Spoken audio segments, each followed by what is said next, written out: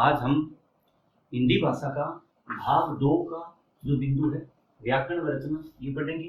ये हमारे पाठ्यक्रम में जो है वो 16 अंक का दिया है। हमारे पाठ्यक्रम में इसका जो है 16 अंक का अंक भाग है।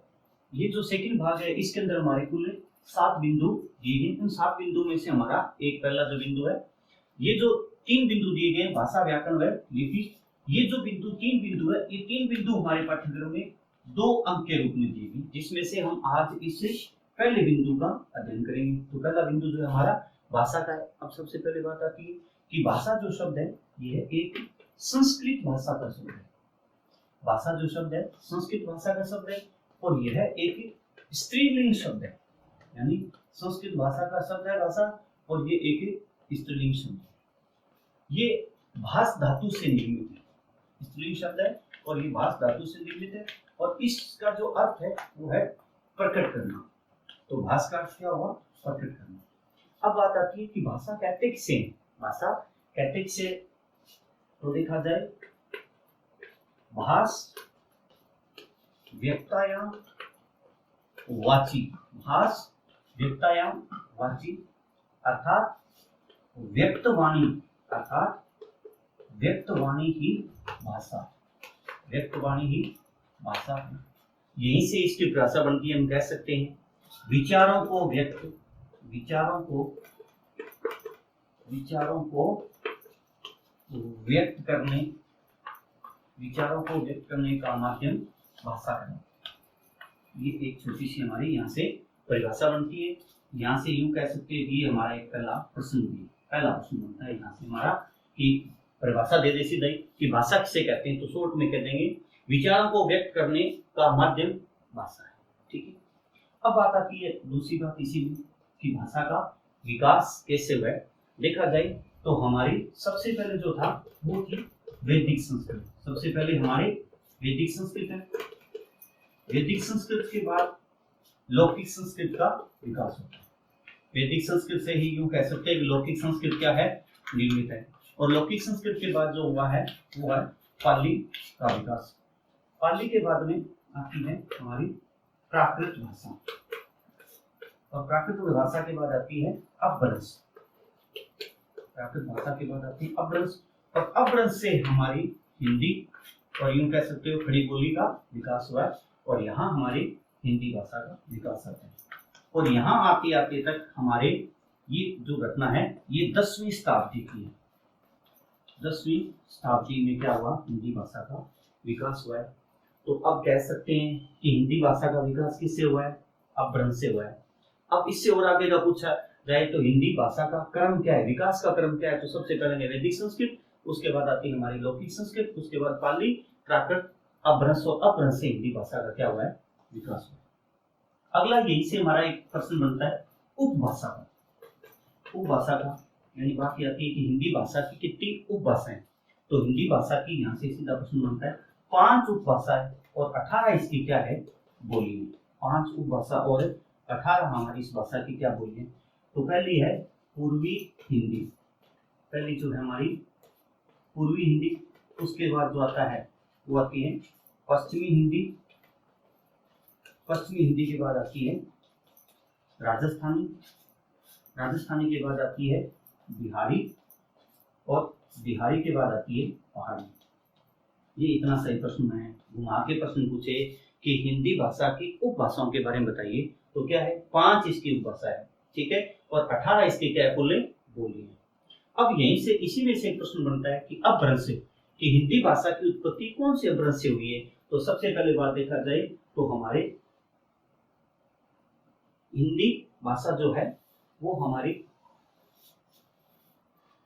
पूर्वी जो हिंदी है, पूर्वी हिंदी जो देखा जाए तो ये हमारी अर्धमागधी अपभ्रंश से पूर्वी हिंदी। घुमा के इसमें प्रश्न पूछे पूर्वी हिंदी किससे? अर्धमागधी अपभ्रंश से, अर्धमागधी अपभ्रंश और पूर्वी हिंदी। उसके बाद आता है पश्चिमी हिंदी। पश्चिमी जो हमारी हिंदी है उसका जो विकास हुआ है वो हुआ है शोरसेनी अपभ्रंश से। और उसके बाद जो आती है हमारी राजस्थानी। इन तीनों के बारे में पूछा जा सकता है। राजस्थानी का विकास भी किससे हुआ है? शोरसेनी से। तो अब हमारे कुल 3 प्रश्न बन गए। भाषा की परिभाषा, विचारों को व्यक्त करने का माध्यम, उसके बाद में हमारा जो था हिंदी का विकास क्रम, वैदिक, संस्कृत, लौकिक, पाली, प्राकृत और अपभ्रंश हो गया। उसके बाद आता है हिंदी की उपभाषा, और उपभाषा के बाद आता है हमारा अपभ्रंश का। तो यहाँ तक के हमारे 3 क्वेश्चन थे 2-2 के। अब बात करते हैं इसमें से आगे के बिंदुओं की। अब आगे के बिंदु को देखा जाए तो हमारे सामने छोटे छोटे 3-4 प्रश्न और आते हैं। वो 3-4 जो प्रश्न है वो सीधे पूछे जा सकते हैं। पिछले साल आया भी है, हर बार इसमें से प्रश्न यदि भाषा में से पूछता है तो प्रश्न कुल इसमें से 10 ही बनते हैं। उसमें से पहला प्रश्न पूछा जाए तो भाषा की इकाई क्या है। पहला प्रश्न क्या है, भाषा की इकाई, ये एक प्रश्न बनता है। दूसरा जो प्रश्न बनता है इसका सीधा उत्तर ये सूत्र भाषा। तीसरा जो है इसका एक ही शब्द है घटक का। ये 3 प्रश्न बनते हैं। तो पूछा जाए तो भाषा की इकाई, भाषा की जो इकाई है सबसे पहले आता है ध्वनि, उसके बाद आता है, ऐसे लिख सकते हैं ध्वनि, वर्ण, वर्ण के बाद आता है पद, पद के बाद आता है शब्द, शब्द के बाद आता है शब्दांश, शब्दांश के बाद आता है वाक्य। ये हमारी भाषा की क्या इकाई है। सीधा प्रश्न बनता है कि भाषा की इकाई क्या है। एक पीछे प्रश्न भी आया था भाषा की इकाई, यहाँ से दिखाता है व्याकरण की इकाई। हालांकि व्याकरण बिंदु अपना आगे आएगा, उसमें पढ़ेंगे। लेकिन दूसरा प्रश्न बनता है व्याकरण की इकाई। तो व्याकरण की 3 इकाई है, वर्ण विचार, शब्द विचार, और जो तीसरा है वो है वाक्य विचार। वाक्य विचार। अब देखिए भाषा की इकाई क्या है, ध्वनि, वर्ण, पद, शब्द, शब्दांश और वाक्य, ठीक है। और व्याकरण की इकाई क्या है, वर्ण विचार, शब्द विचार और वाक्य विचार। ये प्रश्न बनता है, एक अंक का यह प्रश्न बनता है। अब बात आती है सूत्र भाषा की। सूत्र भाषा का हमने अभी देखा कि हिंदी भाषा की उत्पत्ति किससे हुई है, हिंदी भाषा की उत्पत्ति हुई है संस्कृत से। इसलिए हम कह सकते हैं कि संस्कृत जो है वो सूत्र भाषा है। हम कह सकते हैं सीधा एक प्रश्न बनता है कि हिंदी भाषा की सूत्र भाषा, या शॉर्ट में यूं कह दो कि हिंदी भाषा की सूत्र भाषा कौन सी है। हिंदी भाषा की सूत्र भाषा कौन सी है, संस्कृत। सूत्र भाषा कौन सी है, संस्कृत जो भाषा है वो हिंदी की सूत्र भाषा है। इतना सही उत्तर है। सूत्र भाषा क्या है, संस्कृत है। अब अगला एक शब्द आता है घटक। घटक क्या है, घटक में देखा जाए तो सबसे पहले एक शब्द बनता है, सीधा सा सेंटेंस भी बनता है। ये प्रश्न है, ये उत्तर है। सभ्य समाज का घटक क्या है, सभ्य समाज का घटक क्या है, इतना सही उत्तर है जी भाषा। सभ्य समाज का घटक क्या है, भाषा। तो ये हमारे सामने कुल 3 प्रश्न थे। भाषा की इकाई होगी, उसके बाद में संस्कृत क्या है, हमारी सूत्र भाषा है, और सभ्य समाज का घटक क्या है, भाषा। यहाँ तक हमारे ये प्रश्न थे। अब देखिए इसमें आगे का। अब इसमें से हमारे 6-7 प्रश्न तो बनते हैं छोटे, और 3 प्रश्न सिर्फ क्या है, 3 प्रश्न बड़े प्रश्न बनते हैं। उन 3 प्रश्नों में बड़े प्रश्नों को देखा जाए तो सबसे पहले अगला जो प्रश्न बनता है एक बड़ा प्रश्न है। इसमें से घुमा के 2-3 प्रश्न बनते। सीधा एक शब्द है संविधान। संविधान में भाषा का क्या उल्लेख है, संविधान में भाषा का उल्लेख देखा जाए तो बड़े रूप में कह सकते हैं संविधान का भाग 17 अध्याय 1। भाग 17 अध्याय 1 में संविधान में हिंदी भाषा के बारे में क्या दिया गया, उल्लेख किया है। तो सीधा बनता है हिंदी भाषा का संविधान में क्या उल्लेख है, तो भाग 17 अध्याय 1 में दिया गया। अब इसमें एक शब्द आता है जिसको धारा भी कह सकते हैं और इसको कहते हैं अनुच्छेद। संविधान में किस अनुच्छेद में क्या है, तो सीधा कह सकते हैं 343 से 351 तक हिंदी के बारे में हमारे अनुच्छेदों में लिखा हुआ। अब इसी में से एक प्रश्न बनता है 14 सितंबर 1949 को संविधान में हमारी हिंदी भाषा को राजभाषा घोषित किया। संविधान को क्या किया गया, राजभाषा घोषित किया गया। यहाँ से एक प्रश्न बनता है, इसमें से घुमा के तीनों में से एक बन जाए, या इसमें से 2 प्रश्न भी वो बना सकते हैं। अब देखिए यहीं से छोटे छोटे 2 शब्द हो रहे हैं। हमारे हिंदी भाषा से संबंधित संविधान में जो है वो राजभाषा आयोग बनाया गया। एक राजभाषा आयोग जो है वो 1955 में इसका गठन किया गया था। ये हमारे अनुच्छेद 344 में इसका उल्लेख किया गया और राष्ट्रपति के द्वारा इसे गठित किया गया था, और राष्ट्रपति इसके मुख्य सदस्य के रूप में। अगले जो एक छोटा सा शब्द है राजभाषा अधिनियम, यानी ये सिर्फ और सिर्फ हिंदी भाषा के लिए ही कार्य करेंगे, हिंदी के प्रचार प्रसार के रूप में से। ये जो हमारे राजभाषा आयोग है, इसके अंदर कुल 19 सिद्धांत या 19 नियम दिए गए, वो हिंदी भाषा के बारे में बताया गया है। ठीक है, अगला जो है राजभाषा अधिनियम, ये 1976 में निर्मित किया गया था। इसका मुख्य कार्य क्या है कि हिंदी जो हमारी भाषा है, हिंदी भाषा का अधिकाधिक प्रयोग हो, हिंदी भाषा का अधिकाधिक प्रयोग के बारे में इसमें बताया गया। ये इतने ही हमारे संविधान से संबंधित इसमें से प्रश्न बनता है। एक छोटा सा शब्द इसी में कह सकते हैं कि 10 जनवरी को विश्व हिंदी दिवस मनाया जाता है। 10 जनवरी को विश्व हिंदी दिवस मनाया जाता है। यहाँ से एक प्रश्न हो रहा है। इसी में से और अपने थोड़ा सा डीपली जाए, छोटा प्रश्न बनता है जो इसी से संबंधित है। वो क्या है, एक छोटा सा प्रश्न है कि 2008 को यूएनओ द्वारा अंतरराष्ट्रीय भाषा वर्ष घोषित किया गया था। भाषा वर्ष, तो यहाँ से एक अच्छी जो बात है वो ये 2008 को यूएनओ द्वारा अंतरराष्ट्रीय भाषा वर्ष घोषित किया गया था। अब हमारा भाषा से संबंधित जो था, ये इतने इसके क्या थे, छोटे प्रश्न थे। अब बात करते हैं हम इसके बड़े प्रश्नों की, जो इसमें से घुमा के जो प्रश्न पूछता है, तो वो पूछता है अंतर का। इसमें से अंतर का प्रश्न पूछा जा सकता है। इसमें से देखा जाए तो एक छोटा प्रश्न और बचा है। प्रश्न कुल इतने ही, इसमें 10-11 प्रश्न बनते हैं सारे। इसमें से क्या है, एक प्रश्न पीछे परीक्षा में आया ये कि हिंदी भाषा ने अपने शब्द भंडार की, या शब्द भंडार का कह सकते हो, शब्द भंडार का विकास किस प्रकार किया, शब्द भंडार का विकास किस प्रकार किया है, ये एक प्रश्न है। आया भी है परीक्षा में, पूछा भी है। चलिए, तो हिंदी भाषा ने अपने शब्द भंडार का विकास कैसे किया है? उत्तर है जी सीधा सही, जनपदीय भाषाओं अल्पविराम संस्कृत भाषा व विदेशी भाषाओं से अपना शब्द भंडार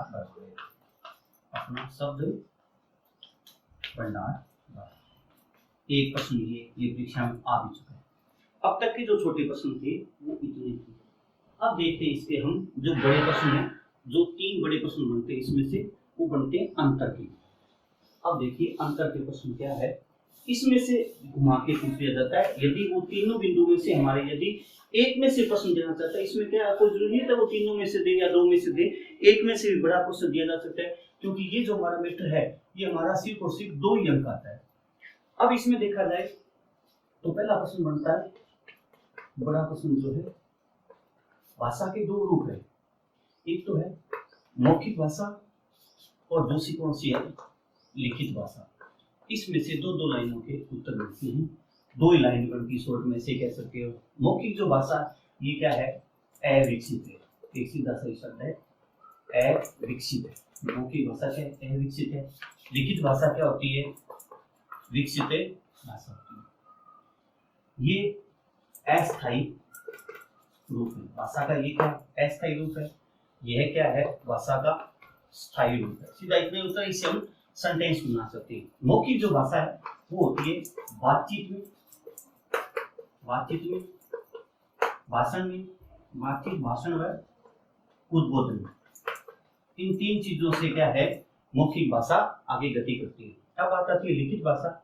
लिखित भाषा का देखा जाए तो ये पत्र में, लेख में, समाचार, साहित्य, समाचार व ऐसे कह सकते हैं, समाचार व साहित्य। तो साहित्य भी लिखित में मिलता है, पत्र भी मिलते हैं, लेख भी मिलते हैं, और समाचार, इन 3 चीजों के लिए कहा जा सकता है। अब बात यह आती है कि मौखिक जो भाषा है, ये मौखिक भाषा जो है ये स्वतः सीखी जाती है। क्या है, स्वतः सीखी जाती है। प्रयत्न नहीं करना पड़ता, इसमें प्रयत्न पूर्वक अभ्यास करने की आवश्यकता नहीं है। ये किससे? व्यवहार से सीखी जाती है। ये कैसे सीखी जाती है? मौखिक भाषा जो है ये कैसे सीखी जाती है? व्यवहार से सीखी जाती है। अब बात करें अपन लिखित भाषा की, तो इसके लिए क्या है? अभ्यास करना पड़ता है, अभ्यास करना पड़ता है। ठीक है। अब अगले इसमें कह सकते हो इसके व्याकरण व वर्तनी, व्याकरण व वर्तनी की शुद्धता की आवश्यकता होती है। इसमें व्याकरण वर्तनी की शुद्धता की आवश्यकता होती है। ये इसके 4 बिंदु बनते हैं। यदि घुमा के हमारे सामने इसका अंतर का यदि प्रश्न पूछे तो ये पहला प्रश्न था जो भाषा के 2 रूप है, मौखिक और लिखित। ये अविकसित है, ये विकसित है, ये स्थायी अस्थायी रूप है, ये स्थायी रूप होता है। ये बातचीत भाषण उद्बोधन से सीखी जा सकती है। इसके लिए पत्र लेख समाचार व साहित्य में इसका क्या योगदान? साहित्य रक्षित होता है या संरक्षित कह सकते हैं। इसमें साहित्य इसमें संरक्षित रखा जा सकता है, इसे कह सकते हैं रखा जा सकता है। इसमें ये था हमारा 2 अंक का एक बड़ा प्रश्न था। अब इसके अंदर 2 प्रश्न और बनते हैं जो परीक्षा में आए भी हैं और महत्वपूर्ण है। अंतर के जो 2 प्रश्न हो रहे हैं वो देखिए क्या है। अगला जो प्रश्न है वो है भाषा और बोली में अंतर। इसमें थोड़ा सा प्रश्न बड़ा भी बनता है और इसमें एक प्रश्न के अंदर प्रश्न और भी बन सकता है। वो कैसे? देखिए अगला जो है भाषा व बोली, भाषा व बोली में अंतर, ये प्रश्न बनता है। आपसे ये प्रश्न पूछ सकता है अंतर के रूप में। अब देखिए भाषा क्या है? भाषा होता है शॉर्ट में यूं सीधा कह दो विकसित रूप है। भाषा क्या है? एक विकसित रूप है।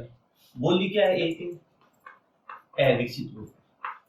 बोली एक अविकसित रूप है, भाषा क्या है? एक विकसित रूप है। अब कह सकते हैं कि इसका साहित्य होता है। भाषा का क्या होता है? साहित्य होता है। इसका क्या होता है? शॉर्ट में वही शब्द है उसी में कहते साहित्य नहीं होता है, यानी बोली का साहित्य नहीं होता है। अब अगला जो प्रश्न बनता है वो ये कि व्याकरण होता है। शॉर्ट में कह सकते हो भाषा का व्याकरण होता है। अब बोली का क्या होता है? अगला प्रश्न बनता है व्याकरण नहीं होता। अब अगला जो इसी में 4 सेंटेंस बनते हैं इसके, शब्दकोश होता है। इसका क्या है? शब्दकोश होता है। इसका क्या है? शब्दकोश नहीं होता, शब्दकोश नहीं होता। ये हमारे 4 सेंटेंस थे। बाई चांस इसमें से घुमा के सीधा प्रश्न दे दे भाषा बोली में अंतर बताओ। ये जो बोली है इसको हम उपभाषा भी कह सकते हैं। शॉर्ट में यूं घुमा के कहते कि भाषा और भाषा में अंतर बताओ। एक इसमें और भी कह सकते हो, अपने डीपली सोचे तो साधारण बात है। यह एक माँ का रूप है। यह एक माँ का रूप है। शॉर्ट में कह सकते हैं यह एक बेटी का रूप है। यह एक बेटी का रूप है। ये 5 अंतर है भाषा और बोली या भाषा और उपभाषा में अंतर बताइए। इस प्रकार से हमारा ये एक 2 अंक का बड़ा क्वेश्चन था। इसमें बनता है जो अंतर का बनता है। अब इसमें हमारा एक प्रश्न बचा है जो कौन सा है? राष्ट्रभाषा और राजभाषा है। अब आगे जो अंतर है राष्ट्रभाषा और राजभाषा में अंतर बताइए। अब इसमें थोड़ा सा जो है हमारा मुख्य रूप से कह सकते हैं कि आजादी के समय का योगदान कह सकते हो। अंग्रेजों का भी इसके पीछे विशेष रूप से आता है, क्योंकि हमारी हिंदी जो है वो राष्ट्रभाषा राजभाषा के रूप में किस प्रकार से हमारे संविधान में है। इसको देखिए, एक प्रश्न बनता है अंतर करना हमें राष्ट्रभाषा और राजभाषा, राजभाषा और राष्ट्रभाषा। अब देखिए पहली बात है संवैधानिक मान्यता।